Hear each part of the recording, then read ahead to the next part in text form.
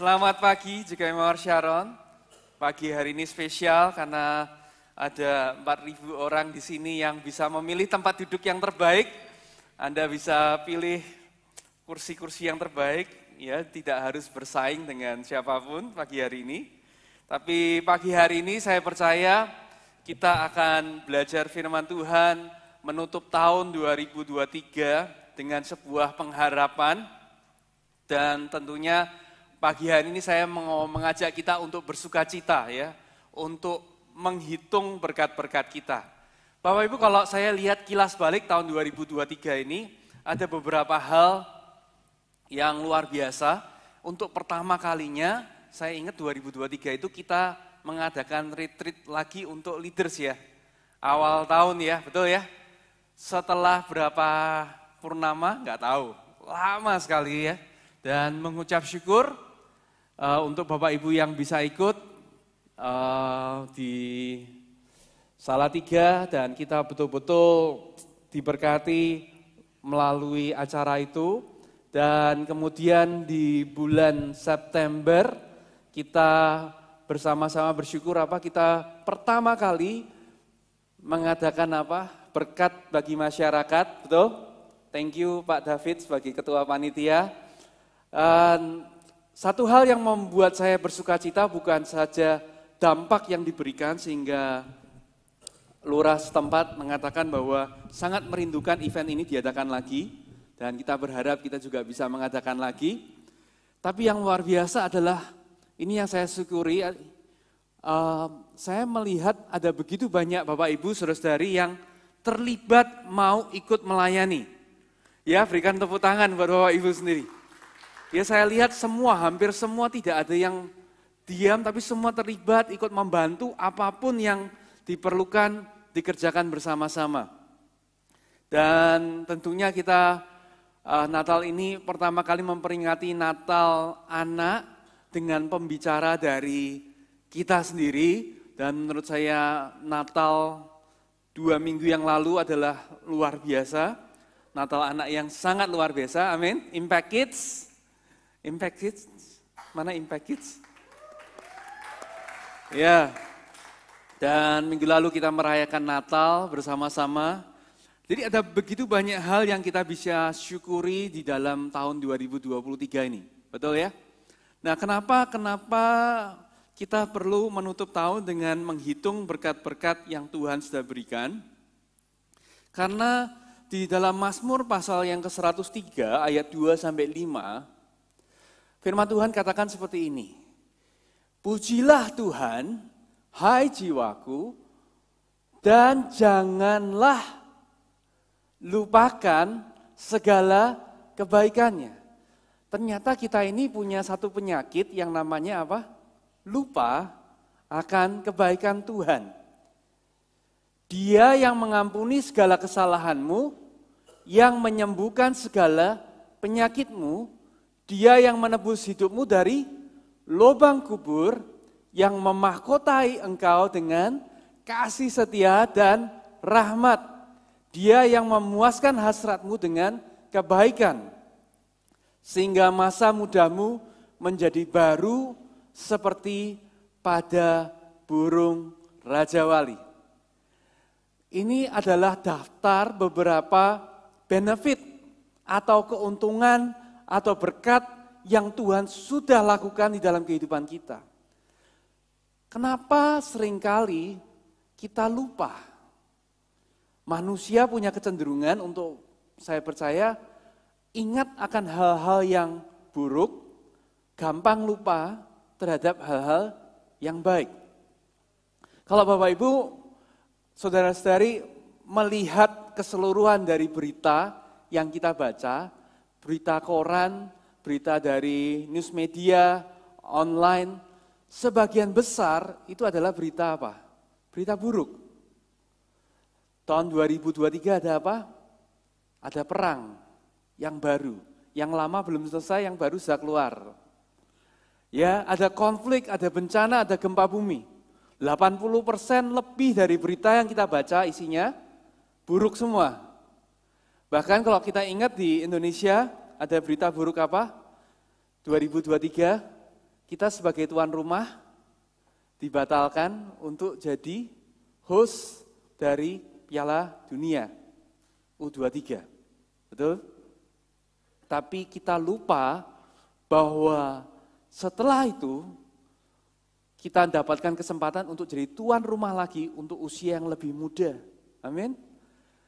Nah, gampang sekali kita ini ingat, wah 2023 kejadian buruk. Nanti kalau biasanya di malam terakhir, biasanya berita itu ada namanya kaleidoskop, betul ya? Selalu mengulas balik peristiwa-peristiwa yang terjadi di tahun 2023. Dan apa yang dikilas balik? 80% lebih adalah yang buruk. Tapi tidak sadarkah kita bahwa ada begitu banyak hal yang luar biasa yang Tuhan lakukan di dalam kehidupan kita. Yang menjadi kunci adalah kita harus mengingat kebaikan Tuhan. Ini hari terakhir, saya ajak kita untuk masuk dalam tahun 2024 dengan mengingat-ingat. Tidak melupakan, kata firman Tuhan. Kuncinya adalah begini, count your own blessings, not others' blessings. Hitung berkat-berkatmu sendiri, bukan berkat-berkatnya orang lain. Karena seringkali kita di bulan Natal ini kita ketemu dengan keluarga, tuh, kita ketemu dengan teman yang selama nggak ketemu, terus biasanya ngomongin apa? Ngomongin apa yang terjadi dalam hidup kita. Dan pada waktu ngomongin, kita mulai ngerti ceritanya hidup dari teman kita. Wah, tahun ini dia dapat kerjaan, tahun ini dia pergi kemana gitu ya. Apalagi di zaman sosial media sekarang, sangat mudah untuk kita bisa melihat kehidupan orang lain, betul? Dan sangat mudah juga untuk kita kehilangan sukacita juga. Kenapa? Karena kita melihat rumput tetangga, tahu ya, rumput tetangga kelihatan lebih hijau. Padahal kalau kita pindah ke rumput tetangga, mungkin rumput tetangga itu juga tidak hijau, karena kita tidak sirami. Ya, tapi kita seringkali lebih gampang untuk melihat orang lain, apa yang mereka dapat, apa yang mereka rasakan, kebaikan Tuhan dalam kehidupan mereka, daripada kita melihat sendiri apa yang Tuhan lakukan di dalam kehidupan kita. Dan dengan mudah kita mulai menjadi iri, kita mulai membandingkan diri, dan mulai kehilangan sukacita. Kuncinya dalam Mazmur 103:2-5 itu apa tadi? Mengingat, jangan melupakan kebaikan Tuhan pada diri kita. Pada diri kita, ya. Kuncinya adalah itu. Presiden Theodore Roosevelt pernah berkata seperti ini, comparison is the thief of joy. Perbandingan atau membanding-bandingkan itu selalu adalah pencuri sukacita kita. Kita bisa terima promosi, bisa terima kenaikan gaji, bisa terima hal yang baik, tapi begitu kita tahu bahwa tetangga kita dapat naik gaji lebih besar, dapat mobil lebih besar, dapat anjing lebih besar, dapat istri lebih besar, kita mulai jadi iri, betul enggak? Wah, semuanya lebih besar, termasuk perut lebih besar gitu ya. Gampang sekali langsung semuanya lupa. Kuncinya adalah fokus pada berkat-berkat yang kita terima, bukan pada berkat-berkat yang orang lain terima. Amin. Prinsip yang Tuhan ajarkan dalam Keluaran pasal 20 ayat 17, ini sangat penting untuk kita tangkap pada waktu kita menghitung berkat-berkat kita. Dikatakan apa? Jangan mengingini rumah sesamamu. Jangan mengingini istrinya atau hambanya laki-laki. Do not covet dalam bahasa Inggris. Jangan pernah punya kepingin seperti yang orang lain punya. Ini resep untuk kita bisa mengucap syukur. Wah, andai kata kalau rumah saya ada di daerah situ. Wah, andai kata kalau anak saya sekolah di sini. Wah, andai kata kalau pasangan saya melakukan ini seperti gitu. Ya, itu langsung mencuri semua sukacita yang Tuhan berikan dalam kehidupan kita. Dan tahun ini saya mau kita masuk dalam sebentar lagi mempersiapkan tahun 2024, jangan lakukan itu. Perbandingan tidak akan pernah mendatangkan sukacita. Amin. Yang kedua, saya ingin menyampaikan bahwa bersyukur atau thankful in all things adalah God's will. Mengucap syukur itu adalah kehendak Tuhan yang sempurna. Ada banyak orang tanya, Tuhan, gimana sih caranya untuk mengetahui kehendak-Mu yang sempurna? Anak-anak muda seringkali tanya, Pak, gimana sih caranya berjalan dalam kehendak Tuhan? Kehendak Tuhan itu ada begitu banyak, tapi yang jelas, beberapa yang jelas-jelas tertulis dalam Alkitab, salah satunya ini. 1 Tesalonika 5 ayat 18. Yuk kita bersama-sama baca. Dalam hitungan ketiga ya. 1, 2, 3. Mengucap syukurlah dalam segala hal, sebab itulah yang dikehendaki Allah di dalam Kristus Yesus bagi kamu. Tahan ya ayatnya, kita pecah sedikit, kita coba fokus, kita pelajari ayat ini. Mengucap syukurlah dalam segala hal. Dalam beberapa hal atau dalam segala hal? Segala hal itu termasuk yang baik, termasuk yang buruk, betul ya? Tapi menarik dikatakan mengucap syukurlah dalam segala hal, bukan karena segala hal. Beda ya. Kalau kata dalam diganti dengan kata karena, artinya sudah beda sekali. Jadi bukannya kita mensyukuri kalau ada sesuatu yang buruk terjadi. Wah, kita harus bersyukur karena itu berita yang buruk. Bukan. Tetapi firman Tuhan katakan mengucap syukur dalam. Jadi bahkan walaupun itu buruk, kita tetap punya alasan untuk mengucap syukur. Kata firman Tuhan. Dan itu kemudian kita baca, sebab itulah yang dikehendaki Allah dalam Kristus Yesus bagi kamu. Jadi mau situasi seperti apapun, sepanjang kita ini bisa mengucap syukur, itu kita bisa berani pastikan bahwa itulah kehendak Tuhan yang sempurna. Itulah kehendak Tuhan buat kita. Jadi apapun yang terjadi di dalam kehidupan kita, bukan yang penting kejadiannya, tetapi adalah respon kita terhadap kejadian itu yang menentukan apakah kita itu ada di dalam kehendak Tuhan apa di luar kehendak Tuhan. Paham ya? Jadi bukan kejadiannya, tetapi apa yang jadi respon kita, itulah yang menentukan kita itu ada di dalam kehendak Tuhan atau tidak. Nah pertanyaan besarnya adalah begini, so what? Terus kalau kita dalam kehendak Tuhan, apa untungnya? Betul ya? Apa untungnya kalau kita ini dalam kehendak Tuhan? Nah saya suka sekali membaca dari usia kecil, saudara. Dan dari dulu saya suka mulai baca, waktu ke perpustakaan, saya mulai suka baca buku. Kelihatan ya, orang yang suka baca buku ya. Maksudnya saya suka baca komik. Dan komik salah satu yang saya suka adalah komik Donald Bebek. Tahu Donald Bebek? Jadi di perpustakaan pada semua orang dibilangi, semua harus rajin membaca. Iya, saya rajin membaca. Yang saya baca adalah komik Donald Bebek. Berapa banyak yang tahu komik Donald Bebek? Ya, jangan gitulah. Masa beneran nggak ada yang baca sih? Nah, saudara, kalau baca Donald Bebek, ada beberapa karakter yang menurut saya menarik dan menarik perhatian. Yang pertama tentu Donald Bebeknya sendiri. Yang kedua adalah buat saya adalah Paman Gober. Ya, selalu digambarkan itu dia tinggal di dalam suatu gudang uang dan begitu banyaknya uang sampai numpuk sampai dia bermain-main di situ terus. Kira-kira Bapak Ibu mau jadi yang seperti yang mana? Tapi ada satu karakter yang buat saya menarik juga, salah satu keponakannya itu yang namanya ini.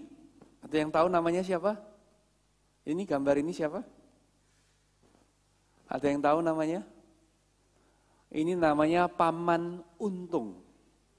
Kalau di Jawa Tengah namanya Om Bejo. Om Bejo. Nah, kenapa kok saya tertarik sama karakter ini dan salah satu favorit saya adalah karakter ini?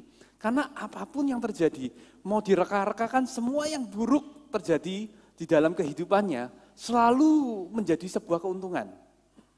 Selalu dibalik menjadi sebuah berkat dalam hidupnya. Padahal keponakan-keponakannya ini iseng sengaja ngerjain, sengaja bikin masalah, sengaja dibikin sulit, tapi kayaknya enggak bisa lepas tuh namanya keuntungan dalam hidupnya. Berapa banyak dari Bapak Ibu yang mau kira-kira jadi karakter seperti ini, terlepas dari apapun yang terjadi di dunia ini. Mau perang, mau ada berapa perang, mau berapa ada gempa bumi, mau berapa ada itu, tetap aja yang namanya bejo. Selalu beruntung, selalu berhasil. Mau orang lain kayak apa, kita selalu berhasil. Ya, makanya gambarnya tadi dia memegang sebuah magnet. Magnet yang membawa semua keberuntungan, keberhasilan, kesuksesan selalu ada. Nah, menarik sekali bahwa kehendak Tuhan itu kenapa begitu menarik? Karena saya pelajari begini. Murid-murid Tuhan Yesus pada waktu Tuhan Yesus ada di bumi, itu enggak cuma mengalami hal yang baik selama mereka mengikuti Tuhan. Saya tahu bahwa kita seringkali ingat bahwa Tuhan mengadakan mujizat demi mujizat yang luar biasa. Tapi tahukah saudara apa yang menjadi persyaratan dari sebuah mujizat? Masalah, betul. Kalau mau mujizat, berarti siap mengalami masalah. Dan masalah yang murid-murid Tuhan hadapi itu enggak main-main. Mereka ada di dalam badai. Mereka pernah di tengah-tengah kerumunan massa dan semuanya pada lapar dan enggak punya apa-apa. Itu bahaya, saudara. Masalah demi masalah yang luar biasa, mereka bisa lewati karena ada apa? Karena mereka bersama dengan Tuhan Yesus. Pertanyaannya, mau enggak kita sebagai orang percaya juga mengalami yang sama? Terlepas dari apapun yang akan terjadi tahun 2024, yang kita enggak tahu, tapi ada satu magnet tuh, ya. Ada satu magnet yang selalu membawa kita masuk dalam kehendak Tuhan. Yaitu namanya apa? Mengucap syukur dalam segala hal. Begitu kita mengucap syukur, Tuhan bilang, nah itu yang aku mau. Dan pada waktu Tuhan bilang, nah itu yang aku mau, Tuhan juga bilang, aku bertanggung jawab untuk itu. Luar biasa enggak, saudara? Pada waktu kita selalu ada di dalam kehendak Tuhan, itu hal yang terbaik.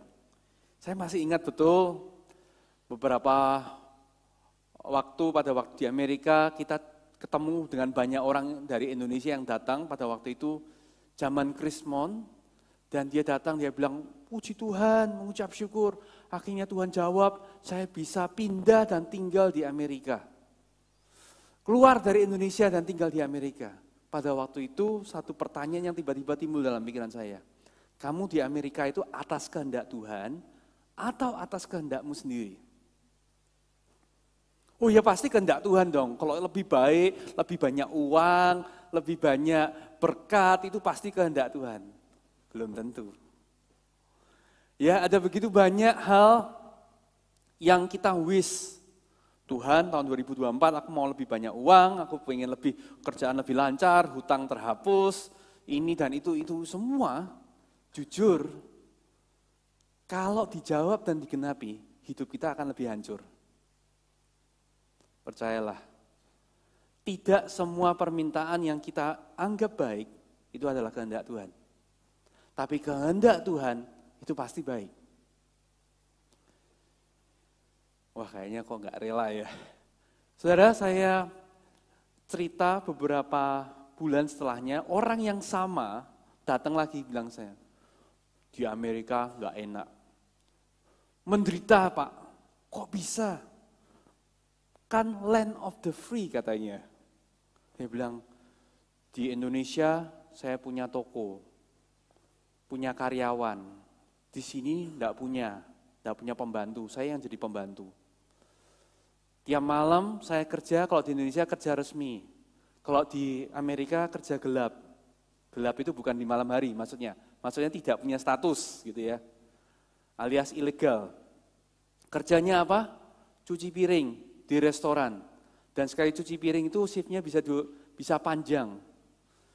Dan kalau kita cuci di sini biasa ya airnya ya. Kalau di sana tuh airnya dingin banget. Udaranya dingin banget. Dan mereka pakai air yang panas untuk cuci piring. Jadi kulit itu hancur kalau nggak pakai pelindung. Pakai pelindung pun tetap kering, tetap rusak. Kerja berat, dia bilang di Amerika kerjanya kayak kuli malahan. Susah banget. Ya, dia bilang, lah kamu datang ke Amerika itu atas kehendak Tuhan atau kehendakmu sendiri. Jadi hanya karena kita ada di satu tempat yang lebih baik menurut orang, itu bukan berarti kita ada dalam kehendak Tuhan. Yang jelas-jelas Tuhan bilang, firman Tuhan katakan kehendak Tuhan adalah mengucap syukur dalam segala hal. Saya berdoa poin ini betul-betul masuk dalam kehidupan kita dan betul-betul nggak masalah berapa uang, berapa mobil, berapa motor, berapa pasangan ya, berapa anak gitu ya. Tetapi yang penting adalah apakah kita bisa mengucap syukur dalam segala hal. Amin. Yang ketiga adalah finding good things in the midst of bad equal opportunities. Menemukan hal-hal yang baik, menemukan berkat-berkat Tuhan di tengah-tengah hal yang buruk, itu sama dengan menemukan kesempatan. Saudara, masalah itu sesuatu yang tidak perlu kita cari, saudara. Amin. Anda nggak perlu cari masalah, masalah akan datang sendiri dalam kehidupan kita. Akan ketok-ketok dalam kehidupan kita. Dan seringkali bukan kita yang bawa masalah, seringkali orang lain. Ya, coba bilang ke kanan kiri, tapi bukan kamu. Ya, bukan kamu ya. Kalau kamu membawa berkat, ya, bukan kamu pastinya. Nggak perlu dicari, datang sendiri. Dan orang tidak dibayar untuk menemukan masalah.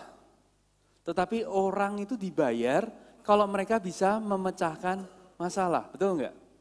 Di dalam kehidupan ini, kita harus melihat bahwa masalah atau kesulitan itu dari sudut pandang firman Tuhan, dari sudut pandang kebenaran. Mari kita sama-sama buka dalam Yakobus 1 ayat 2-5. Yakobus 1 ayat 2-5 katakan, saudara-saudaraku, anggaplah sebagai suatu, sama-sama yuk dengan suara yang keras, kebahagiaan apabila kamu jatuh dalam berbagai-bagai pencobaan. Kok bisa? Sebab kamu tahu bahwa ujian terhadap imanmu itu menghasilkan ketekunan. Nah, dikasih petunjuk, karena ujian itu menghasilkan ketekunan.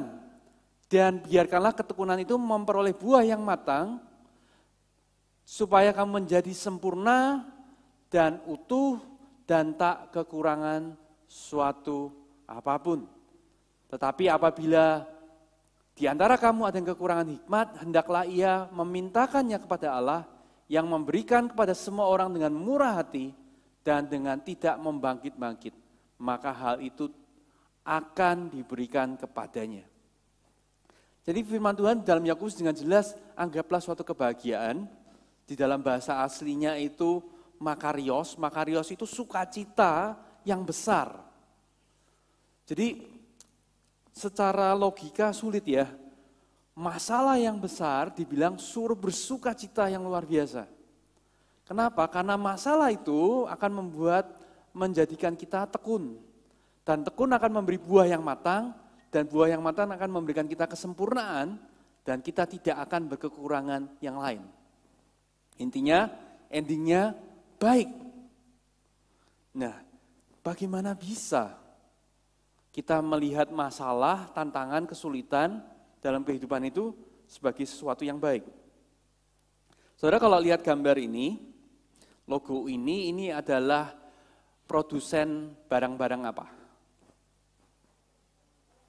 Elektronik, apa lagi? Apa? Barangnya contohnya apa? HP, tuh. AC, ada lagi? Apa? Kulkas, yes. TV, apa lagi? Apa? Oke, berarti semua yang elektronik ya. Nah, saya mau cerita dikit bahwa Samsung, bacanya sebetulnya Samsung. Wah, Samsung apa-apa ini bacanya? Samsung ya. Itu adalah di Korea disebut dengan namanya chaebol atau sebuah konglomerasi. Apa sih konglomerasi, apa sih chaebol? Chaebol itu adalah sebuah unit bisnis yang besar sekali. Dia itu mengerjakan banyak hal, bukan cuma elektronik. Jadi asal usulnya Samsung itu bukan elektronik sebetulnya, sama sekali bukan. Di tahun 1960, usaha Samsung itu baru mulai meroket dari namanya usaha konstruksi. Samsung sama konstruksi tidak ada hubungannya, tapi itulah awalnya dan punya bisnis-bisnis yang lain. Ini saya dengar cerita ini dari Pastor Kong Hee, pernah menceritakan ini, bagaimana founder dari Samsung itu menemukan momentum untuk tumbuh dalam bisnisnya di dalam namanya masalah atau kesulitan. Jadi tahun 60, tahun 70, yang namanya negara Arab Saudi itu sedang berkembang dengan luar biasa. Karena apa? Ditemukan minyak bumi di tanah mereka. Dan mereka mulai eksplorasi dan mulai dapat banyak uang. Waktu banyak uang mulai mikir gimana caranya supaya uang itu nggak hilang begitu aja. Mereka kepingin untuk bangun, rajanya punya ide, kita harus bangun negara ini supaya kita tidak tergantung dengan minyak bumi. Lalu mereka tanya sama Amerika Serikat, kamu bisa enggak kirim orang-orang paling ahlimu, perusahaan-perusahaan konstruksi paling ahli untuk datang ke Arab Saudi, tolong bantu kami supaya kami bisa bangun kota-kota yang baru. Supaya kesejahteraan bisa meningkat, infrastruktur ada, tolong bantu kami. Konstruktor dari Amerika datang, mereka lihat di Arab Saudi potensinya, perkembangannya kayak apa, lingkungannya kayak apa, dan setelah 2 bulan, 3 bulan, mereka pulang. Dan mereka bilang sama raja, maaf, kami tidak sanggup. Kami tidak sanggup, mau dikasih uang berapapun, kami tidak sanggup. Kenapa? Arab Saudi itu kering semua. Mau bangun apa? Panasnya kayak gitu. Semuanya apa? Pasir tok, bangun di atas apa coba? Terus untuk bangun konstruksi kita perlu apa? Kita perlu air. Dan kalian tidak punya air. Nggak mungkin bisa. Nyerah kita, pulang. Mereka kemudian datangkan negara lain dari Jepang, datang, tolong kami punya uang, sekarang punya penghasilan minyak, tolong bantu supaya kami bisa membangun. Dia bilang, oke, kasih kami waktu. 2 bulan, 3 bulan, hal yang sama.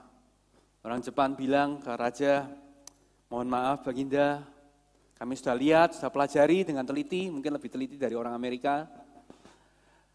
Tidak ada kemungkinan. Panas. Kalau siang hari panasnya minta ampun, tidak mungkin ada orang yang kuat untuk kerja. Seperti ini. Yang kedua, semuanya pasir. Nggak bisa bangun apa-apa. Yang ketiga, nggak ada air. Lebih mustahil lagi. Mau bangun apa coba? Dan mereka pulang. Kemudian akhirnya berikutnya dari Korea diundang. Perdana Menterinya bilang, kamu deh yang pergi gitu ya. Si chairman ini dari Samsung dia pergi melihat eksplorasi, kurang lebih baru sampai kira-kira 2 minggu, belum sampai 2 bulan dia kembali. Dan dia kasih muka yang sudah terbakar dengan matahari gitu ya, sudah gosong, sudah tidak karu-karuan gitu ya. pulang.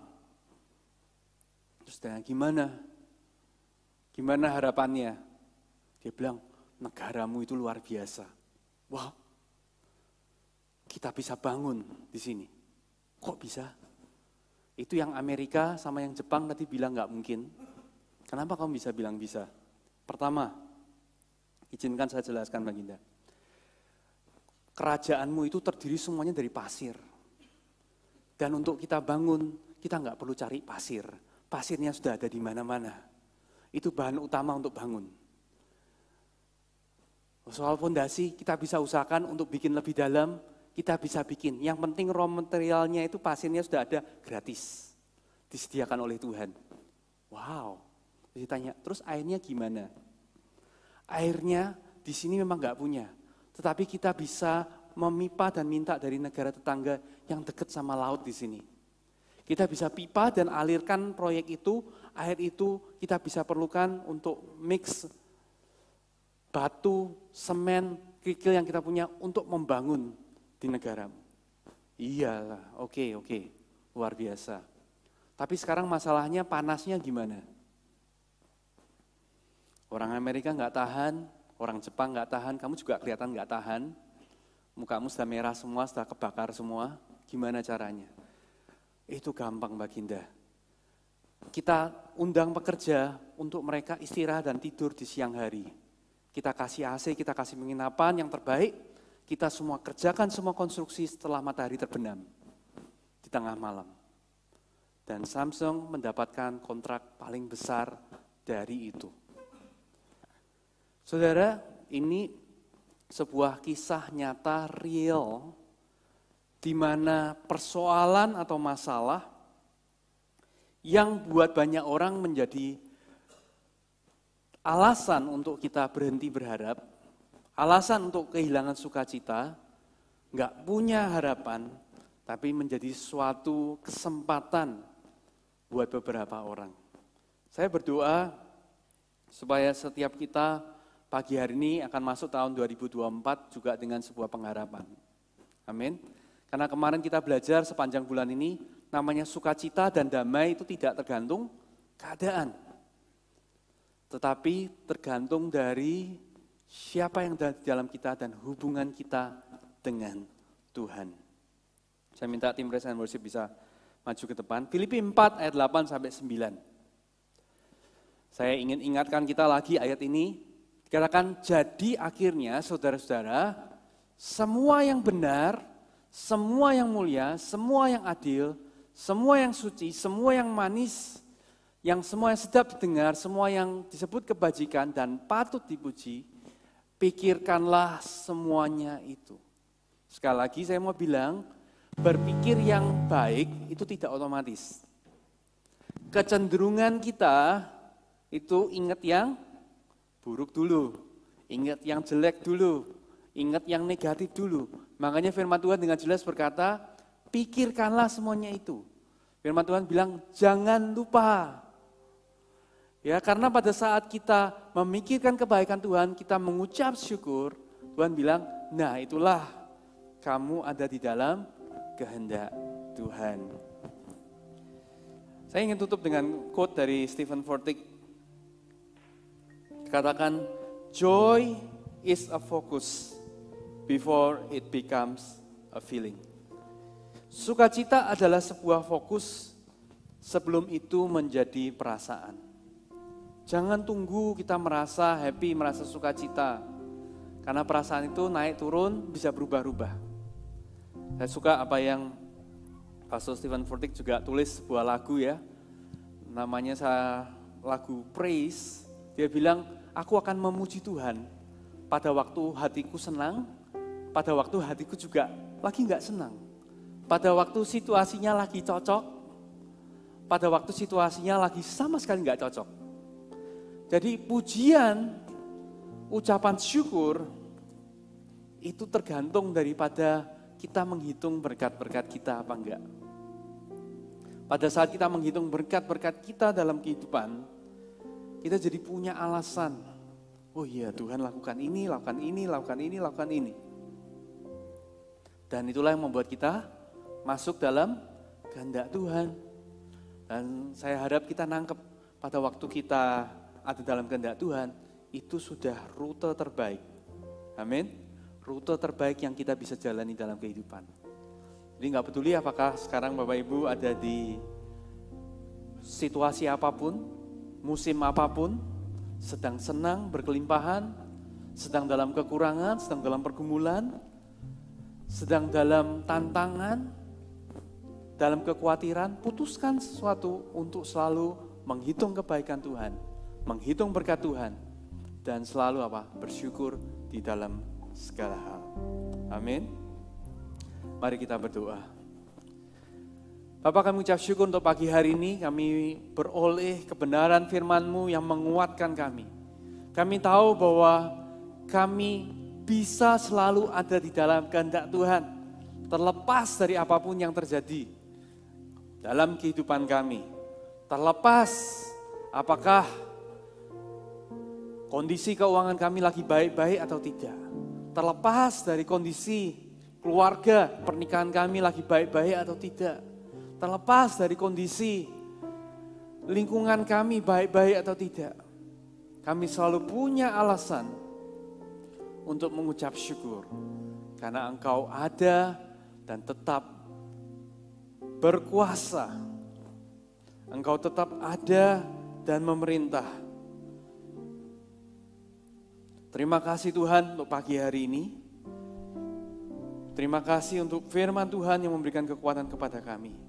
Yang berdoa, masuki tahun 2024, kami boleh masuk dengan pengharapan. Kami boleh memasuki dengan kepastian bahwa Engkau menyertai kami Tuhan. Terima kasih Tuhan. Di dalam nama Tuhan Yesus Kristus, kami berdoa dan mengucap syukur. Amin. Bapak Ibu, ada satu hal yang saya ingin sampaikan, yaitu kalau memungkinkan Bapak Ibu bisa ikut tutup tahun bersama-sama dengan kita akan adakan ibadah tutup tahun jam 7 malam. Ya, jadi khusus untuk hari ini kita akan sekali lagi bersama-sama mengucap syukur. Kita juga akan bersama-sama berdoa untuk pengharapan-pengharapan yang kita sudah tulis, dan kita sama-sama juga akan berdoa untuk setiap persembahan, setiap hal yang kita berikan kepada Tuhan. Nah, kenapa ini penting? Masuk tahun 2024, saya mau ajarkan gini. Masuk dalam 2024 itu saya dapat impresi bahwa kita tuh harus belajar untuk memberi kesempatan sama Tuhan, untuk Tuhan bekerja dalam kehidupan kita. Amin. Ya, 2024 impresi yang saya dapat, Tuhan seperti bilang, kamu mau kasih kesempatan enggak sama aku? 1 tahun aja. Untuk Tuhan bisa ubah hidupmu seperti apa. Tapi mulai dari apa? Mulai dari kita memberikan diri untuk dipimpin oleh Tuhan, untuk dimuridkan. Dan salah satu hal yang Tuhan ingatkan adalah belajar untuk mempercayakan Tuhan dengan keuangan kita. Ya, pada waktu kita memberikan yang terbaik duluan di depan, itu seperti kita bilang, aku menghargai engkau, itu adalah sebuah bentuk honoring. Ya, jadi kita bersama-sama akan masuk tahun 2024 memberikan kepada Tuhan sebagai bentuk kita bilang, Tuhan, aku menghargai engkau, percaya bahwa engkau adalah pemimpin, bahwa engkau menjamin hidupku, aku dengan sukacita memberikan persembahan ini. Ya, jadi nanti Bapak Ibu bisa bawa, nanti malam persiapkan, kita sudah mempersiapkan, dan kita sama-sama akan berdoa, percaya bahwa Tuhan akan betul-betul memimpin kita luar biasa di tahun 2024. Itu saja dari saya.